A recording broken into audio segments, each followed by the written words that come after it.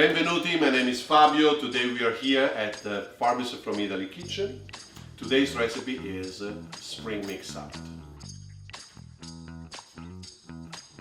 Let's start by prepping the food.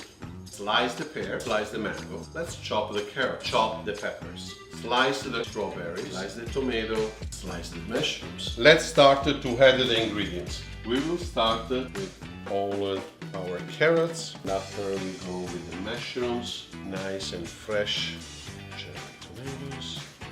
These are sweet yellow, red pepper and orange. Strawberries. Look how beautiful they are. How colorful is this? This you can use it for all the season. Look how beautiful is that.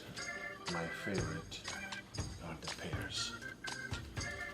Now, nice extra virgin olive oil. This is an extra virgin olive oil unfiltered Mantuano imported directly from farmers from Italy.